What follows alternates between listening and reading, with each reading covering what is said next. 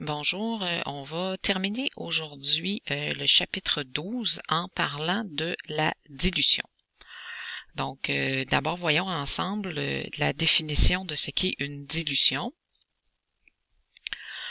Donc, c'est un procédé qui va permettre d'obtenir une solution finale d'une concentration moindre, ça veut dire moins concentrée, que la solution de départ. Donc, l'idée, par exemple, bien dans ce cas-ci, j'ai une solution qui est plus concentrée et ici une solution qui est moins concentrée. Donc, dans les deux solutions, j'ai le même nombre. Ici, ce sont des molécules de soluté. Donc, dans les deux cas, j'ai 7 molécules de soluté. Par contre, dans ce cas-ci, j'ai 7 molécules dans 200 ml. Tandis qu'ici, j'ai 7 molécules dans 400 ml. Donc, j'ai plus de solvant ici. Donc, évidemment, ici, les particules de soluté sont plus collées les unes sur les autres, donc plus concentrées. Et ici, elles sont plus diluées. Donc, il y a deux façons de faire une dilution. Donc, la première façon, celle qu'on fait le plus souvent dans la vie de tous les jours, c'est tout simplement en ajoutant du solvant. Donc, on va faire ça, par exemple, lorsqu'on prépare un jus. Si vous avez du jus concentré, par exemple, au congélateur, bien, vous ajoutez de l'eau à l'intérieur, donc vous faites une dilution. Donc, tout ce qu'on a à faire, c'est qu'on augmente le volume de la solution dans une certaine proportion. Par contre, on garde la même quantité de soluté. Donc, qu'est-ce qui va arriver? C'est que la concentration de la solution va diminuer dans les mêmes proportions. Donc, on a un exemple visuel ici où on a une solution plus concentrée au départ et on double, triple, quadruple ou même quintuple le volume de la solution là, en ajoutant tout simplement du solvant. Dans ce cas-ci, là, c'est probablement de l'eau.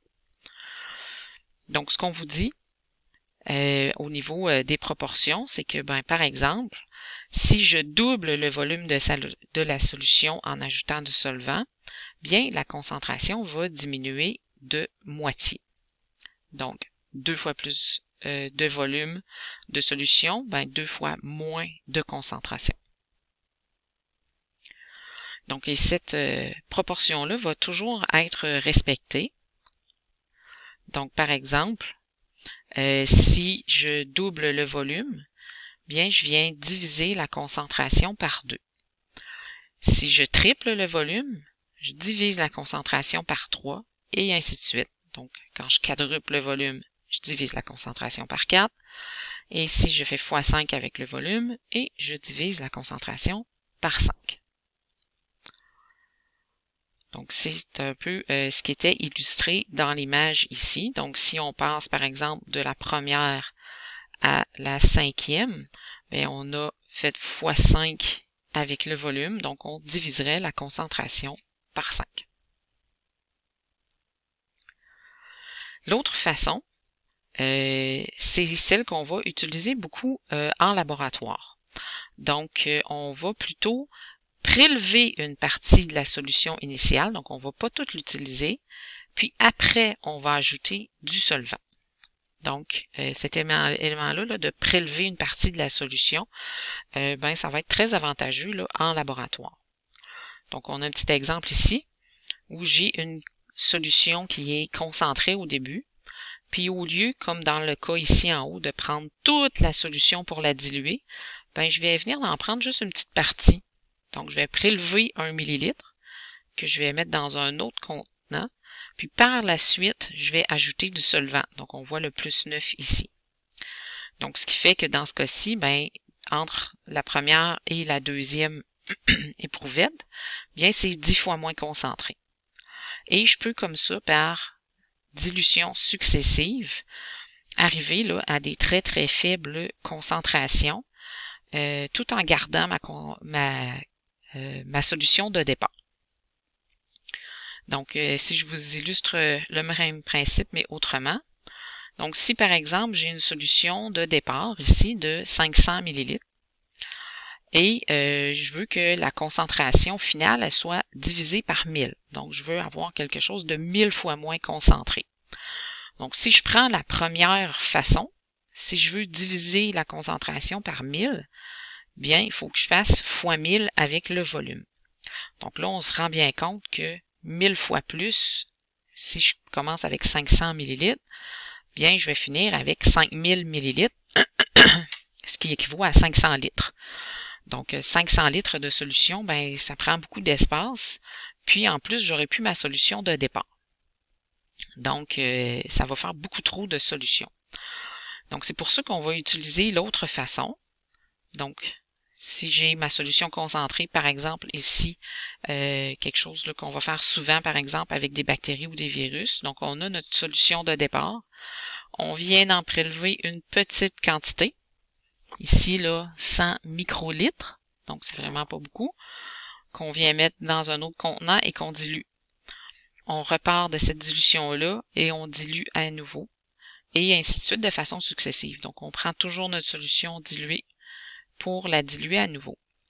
Donc, vous voyez ici, à partir de juste une petite partie de ma solution de départ, j'arrive à quelque chose, là, ici, à la 4e étape, là, de 10 000 fois moins concentré. Donc là, on comprend que j'ai pas utilisé toute ma quantité. J'avais fait juste un petit peu de solution. J'ai pas un très gros volume, mais je suis quand même arrivé à la même concentration finale. Donc, cette technique-là là, va nous permettre, entre autres, de faire l'étude des virus et des bactéries sur des géloses. Donc, vous avez peut-être déjà vu ça là, à la télévision. Donc, on va ensemencer des géloses. Donc, on voit ici, quand c'est trop concentré, ça devient difficile là, d'observer comme il faut les colonies. On appelle ça, chaque petite tâche, on appelle ça une colonie. Donc, mais quand c'est plus dilué, bien là, c'est plus facile là, d'observer nos cultures de virus ou de bactéries. Donc, cette façon-là là, de prélever du solvant, prélever de la solution et de la diluer de façon successive là, va être privilégiée en laboratoire. Donc, ça fait le tour de ce que je voulais voir avec vous sur la dilution. Donc, c'est important là, de prendre bien le temps de distinguer une dissolution qui est l'action de dissoudre un soluté, tandis qu'une dilution, c'est lorsque le soluté est déjà dissous, mais on va ajouter du solvant là, pour diminuer sa concentration. Donc, bien important là, de distinguer les deux termes, dissolution et dilution.